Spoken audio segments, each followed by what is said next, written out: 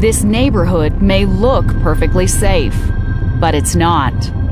A silent radioactive killer could be lurking inside as many as half of these homes. Colorless, it's odorless. You can't detect it with your senses. In every neighborhood in Colorado, the risk is there. It's happening right now in the room around us. Right now. Inside your lungs right now. And if you don't protect your home, the consequences could be deadly for you or your family. It causes more, fatal cases or deaths per year than the sum total of all the other environmental things that we are concerned about. What is this elusive killer? And what can you do about it? Stay with us as we expose the truth about radon, the invisible killer.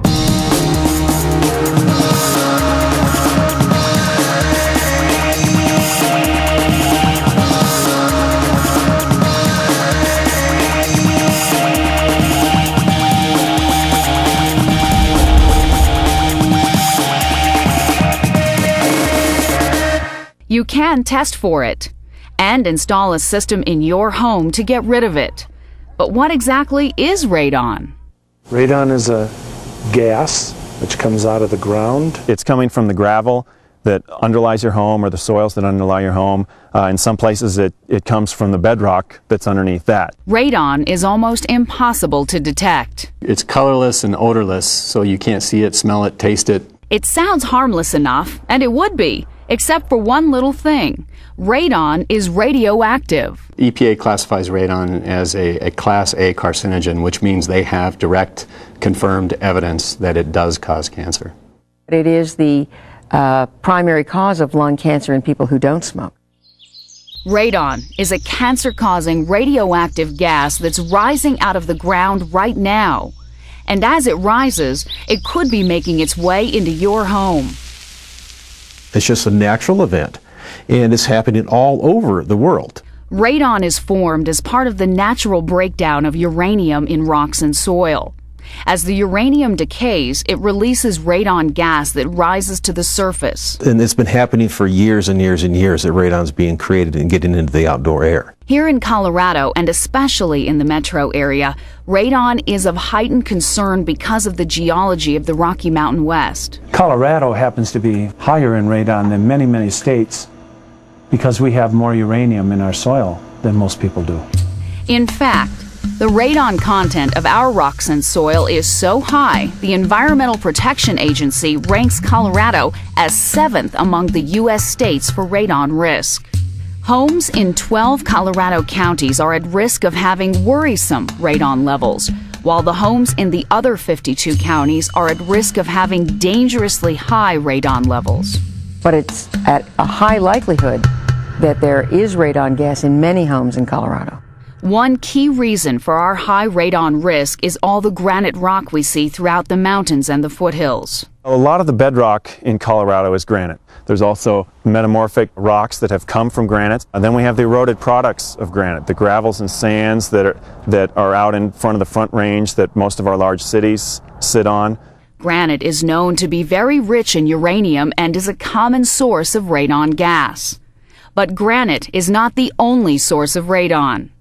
And even if there is no granite anywhere near or underneath your home, you could be at risk. No matter where they've looked or measured radon throughout the country and all different types of geology, they've always been able to measure a certain amount of radon. So it's not a question of whether I have it or not, it's a question of how much do I have. Fortunately, radon is not a health risk when you're outside hiking or biking. When you're out in nature, whatever radon is being produced is being diluted very quickly by the air that's swirling around us.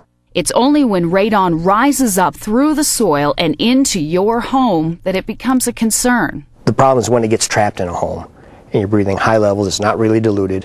And radon doesn't just rise up into your home. Because of a natural vacuum between the foundation and the soil, it actually gets sucked in and is pulled up through every level of the home. Most homes, unfortunately, suck. And by that I mean the lower levels of the home are usually at negative pressure to the outside, so air naturally wants to flow into the home from underneath the house. This creates a very small but very definite vacuum right at the floor level in the basement. Radon can be sucked into your home through the tiniest openings, like cracks in the foundation or gaps around the plumbing.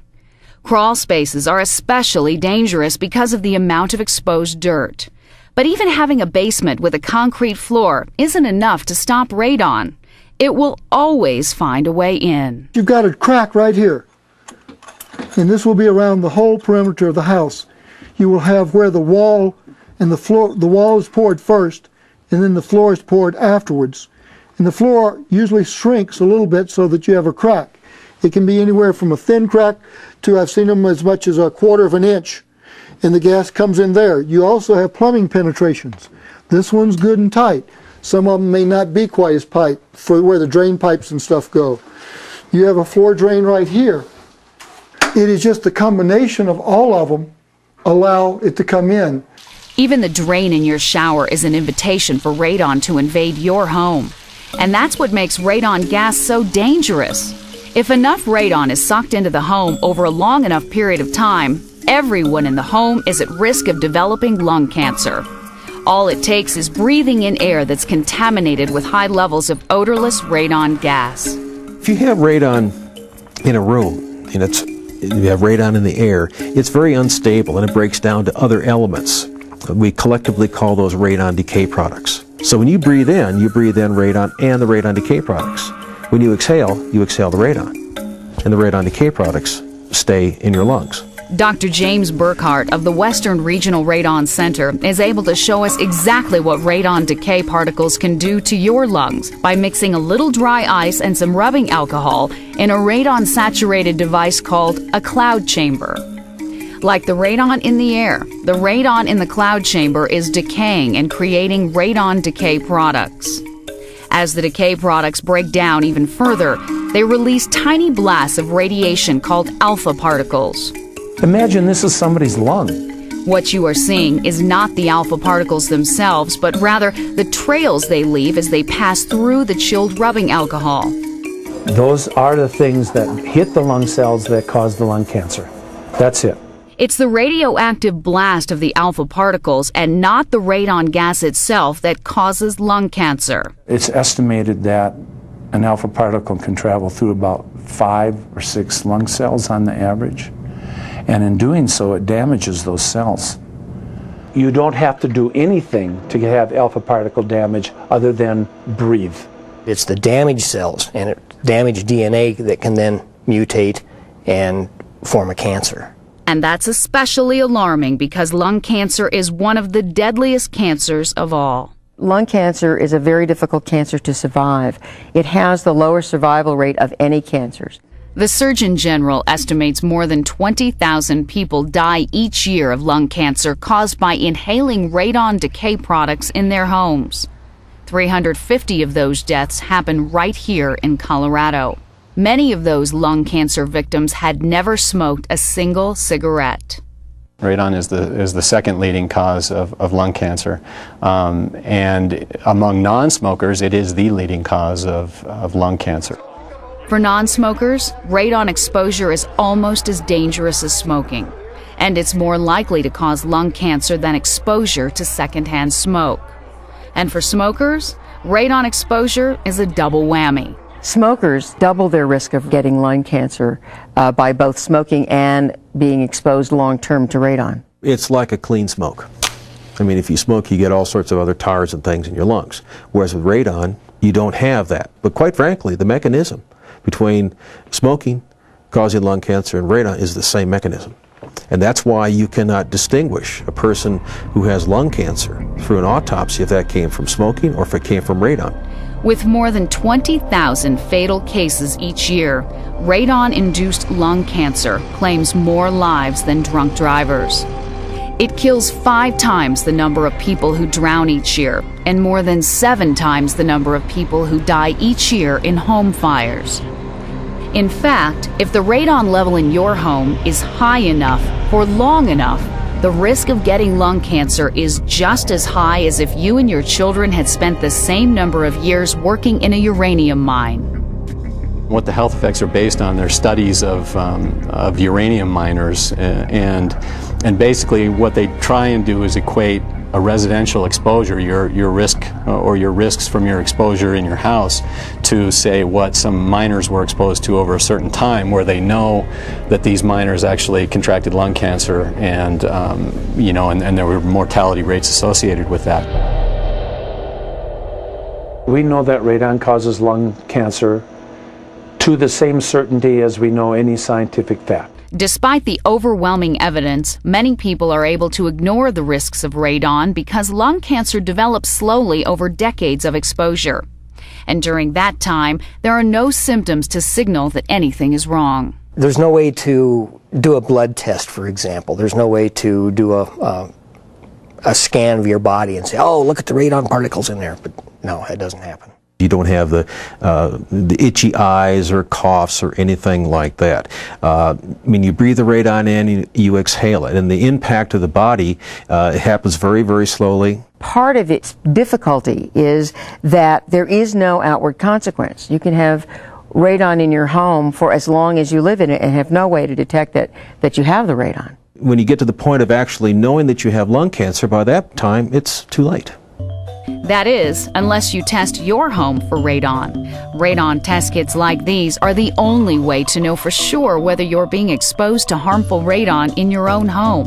The EPA recommends testing for radon every 2 years, even if you've tested it before and haven't had a problem. It's very house specific because the radon only comes from directly beneath and right around that home. Because of that, and because how inexpensive it is to test a home for radon, we recommend that all people test their home. Fortunately, radon testing is easy and inexpensive. Do-it-yourself test kits cost between $10 and $30, depending on the type, and they're available in most hardware and home improvement stores. Test kits are also sold at a discount through several Colorado counties and the National Safety Council. When shopping for a radon test, it's important to choose one that's clearly labeled as approved by the Environmental Protection Agency or the National Environmental Health Agency. You want to look for labeling on there that says that it's EPA approved or NEHA approved. Here we have your long-term. What's long-term? There are two types of tests.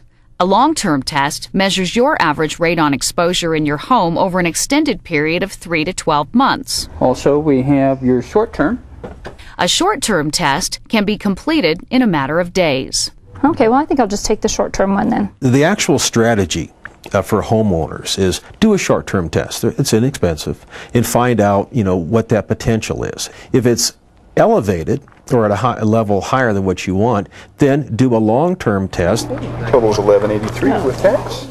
Jeanette Lillard and her husband Jerry have lived in their home for 16 years. This short-term test will be their first radon test. Haven't tested, have heard stories on the news about it, have thought about it, but haven't done it.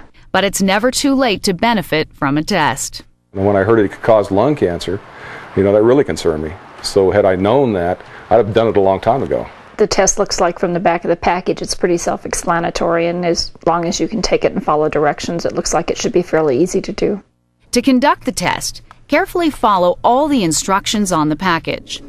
These include closing all doors and windows 12 hours prior to starting a short-term test, and keeping them closed except for normal coming and going for the entire duration of the test. Be sure to run your heat or air conditioning as you normally would during the test. And finally, the test should be placed in the lowest livable space in the house. We don't want to test crawl spaces because people don't live in crawl spaces and root cellars and things like that. But if it's a livable space, we would recommend that you test that. In Jeanette and Jerry's home, that means testing in their unfinished basement. There's quite a bit of time spent in the basement over a year's period because it is a hobby center. Primarily it's used for my husband's hobby, which is model trains. Oh, I spend hours and hours down here. I have my trains, my slot cars. If I have anything to work on, I have my little workbench over there. You just open them up and set them out and leave them for 96 hours. Okay. A few days later, all Jeanette needs to do is send the test vials off to the lab in the envelope provided and wait for the results to be sent back to her. Well, it's easy. Yeah, there's nothing to it. It'll be nice to know, I guess. It'll be more nice to know that you've actually done the test and you don't have to worry about it. But the peace of mind for, what was it, $11 and some odd cents, it's well worth it. When the results come back, the home will get a radon rating measured in something called picocuries per liter. A curie is a measure of radiation that's named for the famous French chemist Madame Curie.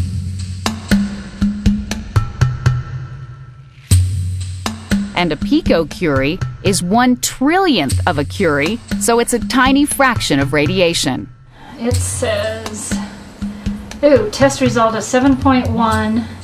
Okay, that's not good. The air outside averages about 0.4 picocuries per liter and is not considered to be a significant health risk. A rating of a little over 1 picocuries per liter is the average for inside air and is no cause for alarm. At 2 picocuries, the EPA says you should consider fixing your home. And if your radon level is 4 or higher, the EPA says fix it. If you're exposed to 4 picocuries per liter over 70 years, then that equates to what the lowest level at which they actually saw health effects in the miners. At 7.1 picocuries per liter, Jeanette and Jerry's test came in nearly twice as high as the EPA action level of 4 picocuries per liter. If a test comes back at or near 4 picocuries, the best advice is to retest. The first thing you should do is repeat the test. I never recommend anybody mitigate their home based on one test. Retesting can be done with either a short-term or a long-term test. It's not panic. Even if you have high levels in your home, it's not like there's a reason to move out of the house. Even if it takes you a year to get the information, that's not going to measurably increase your risk. The Lillards have chosen to retest with a long-term test that will take several months to complete. If the results are similar and they're elevated, then certainly you need to start taking a look at mitigating your home. No matter how high the radon level is in a home, the problem can be fixed easily in about a day by installing a radon mitigation system. And the cost is surprisingly low. The mitigation systems we install run from about currently $850 to normally $1,000. If you have a crawl space or some real difficult situations, it could run up to $2,000. There are rare exceptions in really large homes that can run over that. Arnie Drennan and his crew are certified by a national agency to design and install the systems. We are mitigating this house. It was tested when it was sold, and the test resulted in 11 picocuries per liter of radon in the house. That's nearly 3 times the limit set by the Environmental Protection Agency. Long-term exposure at this level can create a cancer risk equal to smoking about a pack of cigarettes a day. My brother's going to be living down there. A radon mitigation system must be installed to make the home safe. If you find that you have an elevated radon concern, it's not that you have to move out of the house. The effects of radon exposure is long-term, so it gives us an opportunity to take some proactive measures. Radon mitigation systems vary based on the size and type of home, but they all work by overpowering the natural vacuum under the home to vent the radon safely outside. So it's really a function of the foundation of how it's done, but all revolves around creating a vacuum that's larger than the vacuum created on the soil. The most common method and the one that's been found to be most effective is what's called subsoil depressurization or active soil depressurization.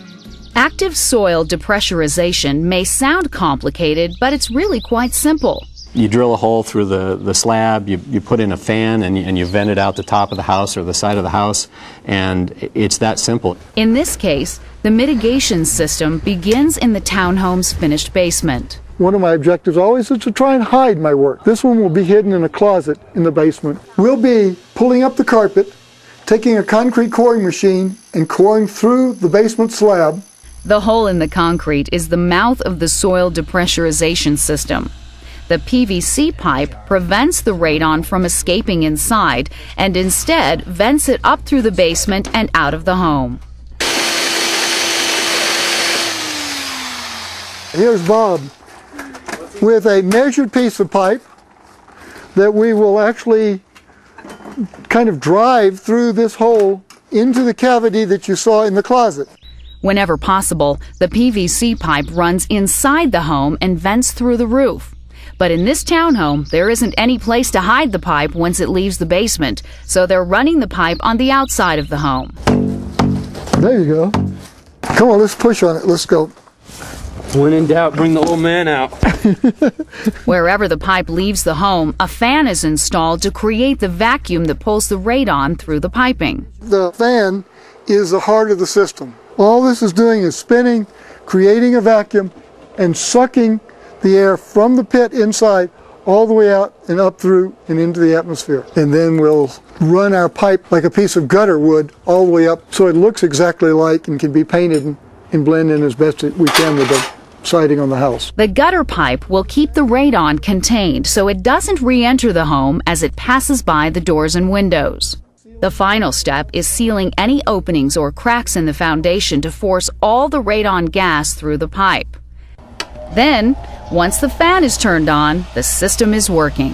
What we have here is the finished radon mitigation system. This is a manometer that shows that we are pulling 1 inch and 8/10 of a water column of vacuum. We will then run a 48-hour post-mitigation test to verify that the radon is totally gone. As long as the fan is running, any radon below the home will be sucked up through the pipe and safely vented outside. We're not adding more radon into the atmosphere because that radon would have gotten into the air anyways if that house hadn't been there. All we're doing is providing an alternate pathway for it to get into the air. This type of system works for homes with basements and for homes that are built on concrete slabs sitting directly on grade. Homes built on crawl spaces can also be fixed with PVC piping and a fan once the dirt floor of the crawl space is sealed.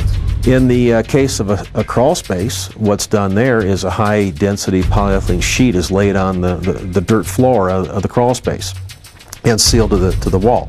And then a perforated pipe is laid beneath the plastic that is also then connected to a pipe and fan, and that draws a vacuum and pulls that plastic down like shrink wrap, if you will, and draws the radon out as well as moisture. Regardless of the type of foundation, the PVC piping and the fan are essential to removing elevated levels of radon from the home.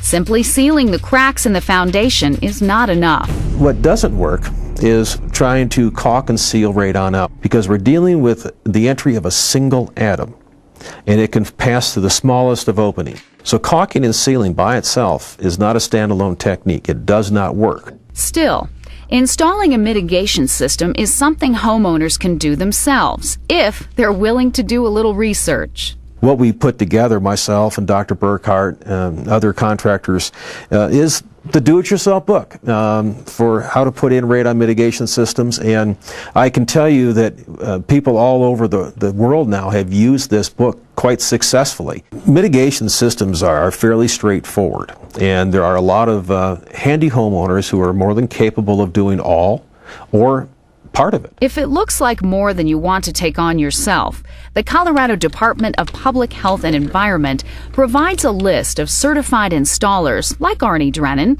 who can do the work for you. I strongly recommend you use a certified mitigator. There are two certifying agencies, both NEHA, the National Environmental Health Association, or the National Radon Safety Board. But even with a working system, the EPA still recommends testing your home every 2 years just to be sure. The only way to know, because you cannot see or smell radon, is to retest that property certainly after you put the system in and then once every 2 years thereafter. And it's not just older homes that need to be tested and mitigated for radon. New homes are just as likely to have high radon levels if they're built over a source of radon gas. That's why some builders are choosing to install radon mitigation systems in new homes while they're still under construction. We're just, taking care of it now. It may never be a problem. It may, be smaller than what the EPA allows. It may, never be an issue, but we're just taking care of it, ahead of time. It's a growing trend in Colorado, and radon mitigation systems are actually required in new homes in the city of Fort Collins. It's much better to do it as part of the construction process. To get the pipe beneath this concrete slab, you have to do that before the concrete slab's poured. That's what's been done. The pipe was put beneath the concrete slab. We're going to be running it up through this wall and going into the stairway area. You see it's open, we'll be able to do that, and then when they drywall, they'll be able to close it off and it will forever disappear. It will be totally out of sight, and it still works excellent. The cost of installing a system like this during construction varies according to the size and type of home, but it's usually no more than a few $100s. It's a small price to pay to keep you and your family safe from lung cancer. Lung cancer is very serious and very deadly. It's such an easy thing to prevent. It's easy to test for. It's easy to mitigate. It's not that expensive, and you know, it seems to make common sense to just to try and reduce that risk. There is no radon police that's going to come around and write you a ticket if you've got high radon in your homes. But it's a recommendation, and it's based on good, solid science, and I urge everybody to test their home. It's cheap, it's inexpensive, and the fix is not that expensive. We certainly don't try to scare people. We try to give them the honest story. Here's the risk. Here's the other kinds of risks you have in your life. Is this a risk you want to accept for you and your family or not? The risk is lung cancer, and that's kind of a big risk that I certainly don't want to take. My wife and my kids, they mean everything to me, and so, and this is so simple. It just makes sense to do it, to protect them. Jeanette and Jerry are very glad they tested their home. Well, there's nothing to doing the tests. They're pretty, you know, it's very easy to do, and they don't cost much either. They're awaiting the outcome of their long-term test. And if the results come in near the short-term read of 7 picocuries per liter, they're going to call in a certified mitigator to fix their home. If it's 7, it's a done deal.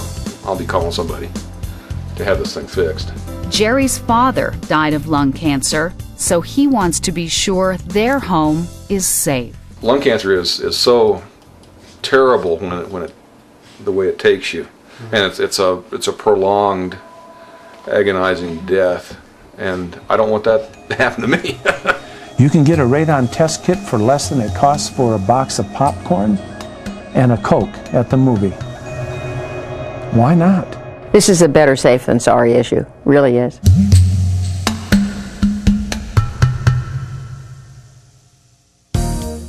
For more information on radon and radon mitigation, please make a note of these resources. I'm Kathy Sabin. Thanks for watching.